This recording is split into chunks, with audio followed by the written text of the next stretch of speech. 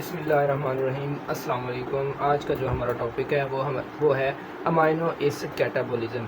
Amino acid catabolism में हमारे पास दो चीज़ें आती हैं। एक चीज़ होती है ट्रांसअमाइनेशन और फिर होती है हमारे पास ऑक्सीडेटिव डीअमाइनेशन। अब ट्रांसअमाइनेशन क्या है? ट्रांसअमाइनेशन में ये होता है कि हमारे पास जो अमोनिया ग्रुप होता है NH3, इसकी रिमूवल होती है। जब ये हमारे पास रिमूव होगा तो इसको रिमूव होने के बाद जो हमारे पास अमाइनो एसिड है, ये अमाइनो एसिड कन्वर्ट हो जाएगा अल्फ़ा कीटो एसिड्स में, या किसी भी कीटो एसिड फॉर्म में ये कन्वर्ट हो सकता है। तो हम लिख देते हैं अल्फ़ा कीटो एसिड। ये होती है हमारे पास ट्रांसअमाइनेशन। तो हम इसको डिटेल में पढ़ेंगे। फॉर एग्ज़ाम्पल हमारे पास है जी अमाइनो एसिड कोई भी, ये जो हमारे पास अमाइनो एसिड है ना, ये अपना अमोनिया ग्रुप किसको देगा? अल्फ़ा कीटो ग्लूटारेट को। अल्फ़ा कीटो ग्लूटारेट को ये अपना अमोनिया अल्फ़ा कीटो ग्लूटारेट को देने के बाद ये अमाइनो एसिड खुद तो कन्वर्ट हो जाएगा अल्फ़ा कीटो एसिड्स में, ठीक है, खुद कन्वर्ट हो जाएगा अल्फ़ा कीटो एसिड्स में, और इसको किस में कन्वर्ट कर देगा? ग्लूटामेट में। ग्लूटामेट, इसको ये ग्लूटामेट में कन्वर्ट कर देगा। तो इसमें ना दो हमारे पास कंडीशंस होती हैं, वो मैं आपको बताऊंगा। सबसे पहले तो हमारे पास यहाँ पर एंजाइम यूज़ हो रहा होता है, जो हमारे पास यहाँ पर एंजाइम यूज़ हो रहा होता है, उस एंजाइम को हम कहते हैं अमाइनो ट्रांसफेरेज। और ये जो है ना स्पेसिफिक सबस्ट्रेट होता है, स्पेसिफिक सबस्ट्रेट होता है। ये मैं आपको बताता हूँ कि ये सबस्ट्रेट स्पेसिफिक कैसे होता है। उसके बाद जो हमारे पास को एंजाइम यूज़ हो रहा होता है, उसे हम कहते हैं PLP, फेरिडोक्सिल फास्फेट। इसको हम कहते हैं PLP। ये हमारे पास को एंजाइम यहाँ पर यूज़ हो रहा होता है। उसके बाद जो मैंने पहले बात की थी कि ये सबस्ट्रेट स्पेसिफिक होता है, तो वो किस तरह होता है वो हम देखते हैं। कि फॉर एग्जाम्पल हमारे पास है अगर हमारे पास है अलानीन, तो अलानीन ने क्या करना है?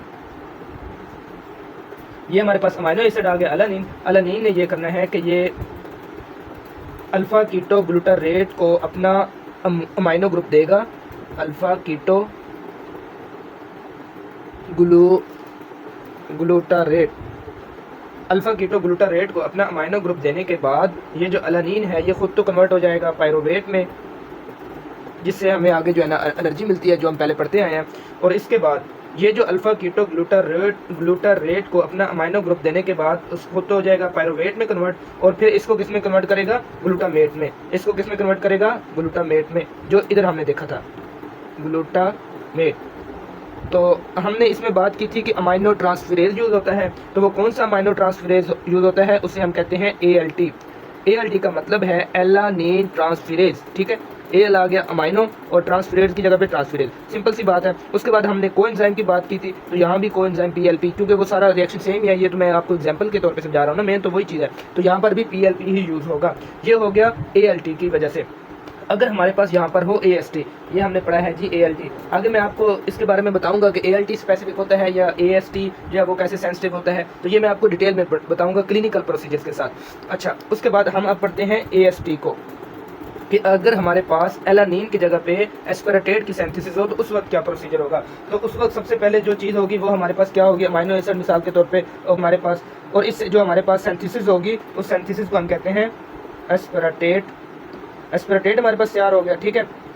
अच्छा, ये जो होता है ना हमारे पास, ये हमारे पास रिवर्सिबल होता है, ये भी रिवर्सिबल होता है, लेकिन ज़्यादातर सिंथेसिस इसमें ग्लूटामेट की होती है और इसमें किस चीज़ की होती है? एस्पेरेटेट की, ठीक है। तो ये चीज़ आप याद रखिएगा। तो ग्लूटामेट जो है वो उसकी क्या होगी? आगे हमारे पास ऑक्सीडेटिव डीअमाइनेशन होगी, ठीक है। ऑक्सीडेटिव डीअमाइनेशन के बाद हमारे पास जो है वो अमोनिया प्रोड्यूस होगा। फिर वो जो अमोनिया है वो किस में चला जाएगा? यूरिया साइकिल में, ठीक है। ये काफ़ी इंपॉर्टेंट है यूरिया साइकिल, आगे नेक्स्ट आने वाला है, मैं इसको भी आपको डिटेल में समझाऊंगा। और इसमें भी जो है, इसमें कौन सा हमारे पास एंजाइम यूज़ होगा? AST। AST क्यों यूज़ कर रहे हैं? एस्पेरेटेट ट्रांसफेरेज, जो हम ऊपर पढ़ते आ रहे हैं, एस्पेरेटेट ट्रांसफेरेज, ठीक है। और इसमें भी कोएंजाइम हमारे पास PLP ही होगा।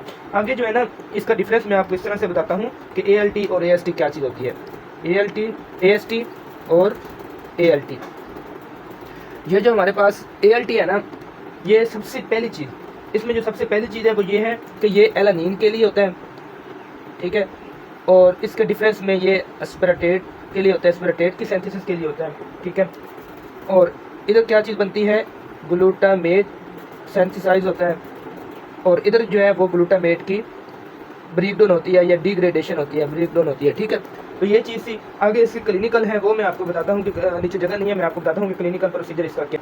अच्छा, ये जो हमारे पास हेपेटिक होता है ना, हेपेटिक कंडीशन में यानी ऑल केसेस में ALT और AST जो है ये क्या होगी हमारे पास राइज्ड होगी, ठीक है। और जो नॉन हेपेटिक है, मिसाल के तौर पर स्केलेटल इंजरी हो गई है, ठीक है, या कार्डिक इंजरी हो गई है, स्केलेटल इंजरी या क्या है कार्डिक इंजरी, तो इन केसेस में भी AST और ALT की वैल्यू क्या होगी हमारे पास राइज्ड हो जाएगी ऑटोमेटिक। अच्छा, ये जो ALT है ना ये डिफरेंट है AST में। क्लिनिकल प्रोसीजर में मैं आपको बता रहा हूँ कि इसका डिफरेंस क्या होगा। ALT हमारे पास काफ़ी होता है स्पेसिफिक, ये हमारे पास होता है स्पेसिफिक, और ये हमारे पास होता है सेंसिटिव।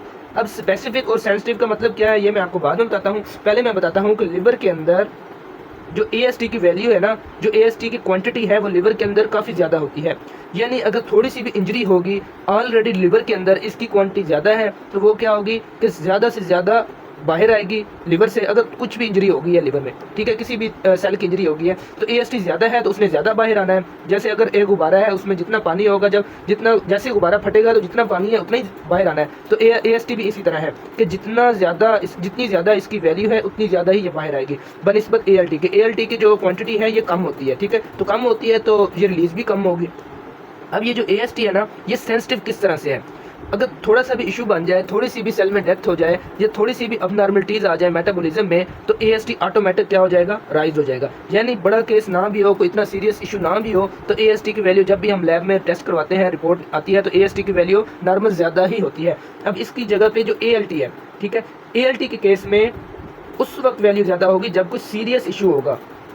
यानी कि जब हम लैब में देखते हैं, रिपोर्ट देखते हैं लैब की टेस्ट करवाने के बाद, अगर तो ALT की वैल्यू ज़्यादा है तो हमें फ़ौरन डॉक्टर की तरफ रुजू करना चाहिए। यानी कोई ना कोई सीरियस कंडीशन है तो ये है। ये ऐसे है कि इमरजेंसी जो अलार्म की घंटी होती है ना, ये इस तरह की है, ठीक है। तो जैसे ये थोड़ी सी भी बजे तो हमें सीरियस जो है ना सर की पेन पड़ जाती है कि ALT की वैल्यू ज़्यादा है, इसका मतलब है हमारे लिवर में कोई ना कोई डिसऑर्डर है। अगर AST की बढ़ भी जाए तो हम कहते हैं कोई बात नहीं, ये तो वैसे जो है ना बड़ा ही रहता है ऑलरेडी।